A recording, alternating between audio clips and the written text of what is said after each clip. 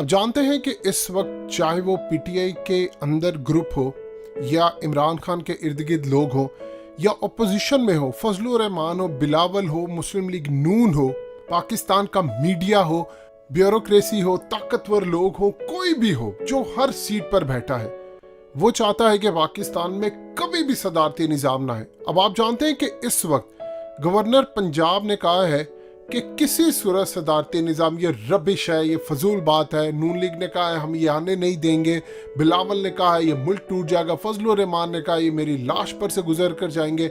यानी आप किसी का नाम ले लें, सब इसके खिलाफ है। अब इस सूरत हाल के अंदर आप जानते हैं कि इस वक्त पूरी तरह माफिया इन हो रहा है कि कहाँ से खबरें, क्यों हो रहा है ये सब कुछ, इसको रोको। और इंटरनेशनल ताकतें भी नहीं चाहती। और हकीकत टीवी ऑलरेडी आपको बता चुका है कि ये जो काम हो रहा है, ये कह रहे हैं वो जी इसीलिए तो कोई ना कोई ताकत इनको पीछे सपोर्ट करी है, वो जी इमरान खान फेल हो रहे हैं तो इमरान खान मलबा डालना चाहते हैं कि निज़ाम नहीं ठीक है, वो ये इस तरह की अब कैंपेन है। जबकि असल में आपकी स्क्रीन पर एक लेटर है जो कायदे आज़म के अपने हाथों से लिखा हुआ है। ये बड़ा इंटरेस्टिंग है, आपको मीडिया पर कहीं इसका जिक्र नहीं मिलेगा। इस वीडियो की अहम डिस्कशन चलती रहेगी, लेकिन इससे पहले आप वीडियो को लाइक करें, हकीकत टीवी को सब्सक्राइब कर लें और बेल आइकन पर जरूर क्लिक करें। ना कोई मीडिया आपको बताएगा, ना कोई ऐसी और सूरत हाल होगी। कायदे आज़म ने फरमाया था कि इनके हाथ से लिखी हुई तहरीर है।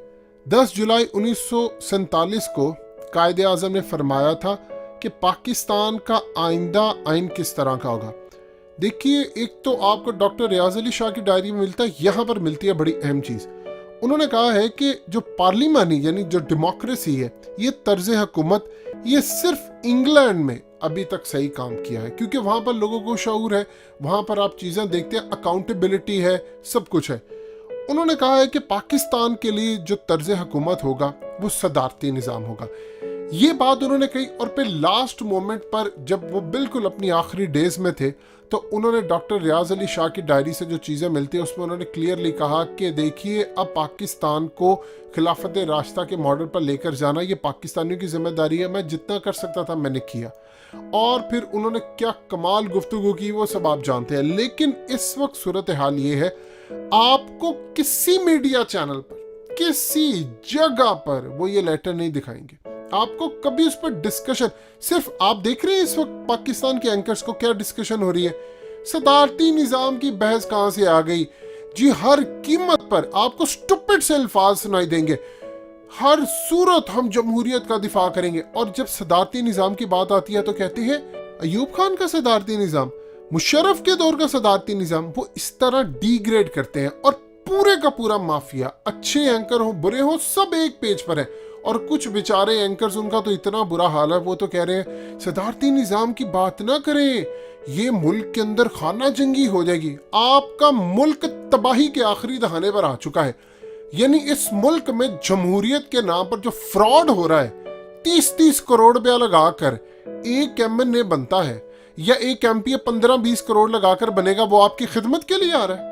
उसने आकर आपके लिए काम करना है, उसने आकर 300 करोड़ रुपया कमाना है।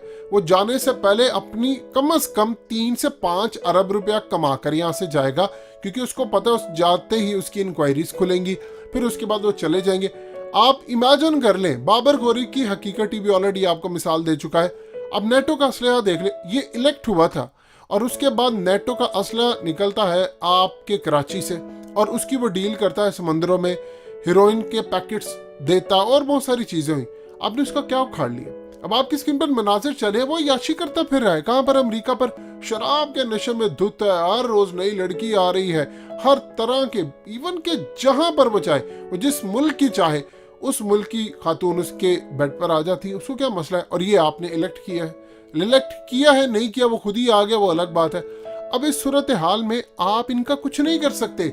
ये सारे का सारा माफिया जड़ें पकड़ चुका हुआ है, ये आपको नहीं आने देंगे सदारती निज़ाम।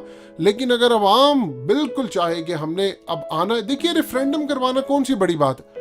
आप एक काम कीजिए, पूरी दुनिया के अंदर काम होता है। ब्रेग्जिट नहीं हुआ अभी क्या, यूके के अंदर उन्होंने रेफरेंडम नहीं करवाया, उन्होंने यूरोप से अलग होना था और यूरोपीय यूनियन के अंदर जो मामलात होते हैं, यानी पूरे के पूरे उनके जो इंतजामी मामलात है, वैसे तो यूरोपीय यूनियन में नहीं है यूके, लेकिन जो इंतजामी मामला थे उन्होंने कहा हमने अलग होना है। तो ब्रेग्जिट करवाया, अवाम ने वोट दे दिया, अब उन्होंने फैसला कर लिया हम अलग हैं, जो कभी भी नहीं हो सके। अब यहां पर आप रेफरेंडम क्यों नहीं करवा सकते? क्या ये हराम है? अब अवाम से पूछ ले आपने कौन सा निजाम लेना है? आपने जमहूरियत लेनी है या सदारती निजाम लेना? आप सदारती निजाम लेना है, जमहूरियत, जो अवाम फैसला करे। यहां पर ये नहीं करेंगे, क्योंकि जो सर्वे इन लोगों ने करवाए हैं उसमें 90% के करीब, यानी 85 से 90% के करीब अवाम कहती है कि हमने सदारती निजाम के साथ जाना है। हकीकत टीवी ने ट्विटर पर सर्वे करवाए, हर कोई करवा रहा है, और अक्सरियत आपको सदारती निजाम की तरफ। लोग कहते हैं ये बदबूदार निजाम है, ये चल नहीं रहा। कायदे आज़म के बारे में बात करते हैं, बड़ी बातें करते हैं। कभी जिंदगी में आपको बताएंगे कि कायदे आज़म ने कहा था खिलाफत रास्ता का निजाम कायम करे? या आपको कभी बताएंगे कायदे आज़म ने कहा है कि सदारती निजाम नाफिज करे? इस मकसद के लिए इमरान खान के इर्द गिर्द, शायद इमरान खान का तो ज़हन सदारती निजाम वाला है, लेकिन उनके इर्द गिर्द वजीर मशीद सारे, सर ये नहीं है, ये गलत है, आप ये छोड़े, ये बैरूनी ताकतों की साजिश है, ये ऐसे है, ये वैसे है।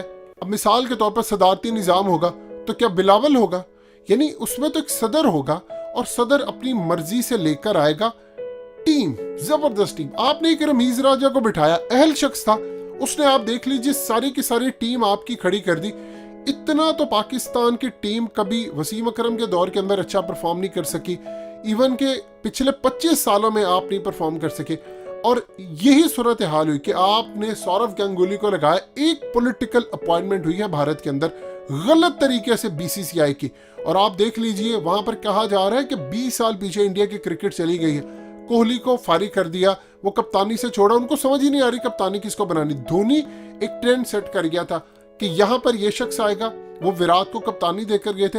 विराट ने जब बिल्कुल स्टैंडर्ड सेट किया कि अब मुझे जाना चाहिए, उन्होंने ओडीआई से फैसला नहीं किया था, उन्होंने कहा था कि T20 का मामला है, मैं कप्तानी छोड़ूंगा, फिर रोहित शर्मा आए। अब आप देख लें वहां पर लड़ाई शुरू हो गई। जब आप अहल बंदे को लेकर आते हैं वो सिर्फ सदारती निजाम में आ सकता है, और मीडिया पर बैठे हुए एंकर्स, ये दानिश्वर, ये तमाम, इवन के इमरान खान के इर्द गिर्द लोग कह रहे हैं इमरान खान पर प्रेशर डाला जा रहा है, आप स्टेटमेंट जारी करें, ये सदारती निजाम नहीं है, ये है वो है। और इमरान खान पहले भी ये कहकर अपना बेड़ा गर्क कर चुके हैं, क्योंकि अहम शख्सियत ने जब उनको कहा था आज ओहदे पर नहीं है, वो किसी और ओहदे पर है, उन्होंने कहा था इमरान खान को 4 साल के बाद। आप रो रहे होंगे, आप कहेंगे कि यहाँ पर कुछ नहीं हो सका, और आज देख लीजिए सूरत हाल क्या है। ये मीडिया पर जो इश्तिहारात चल रहे हैं ऐसे थोड़ी चल रहे होते।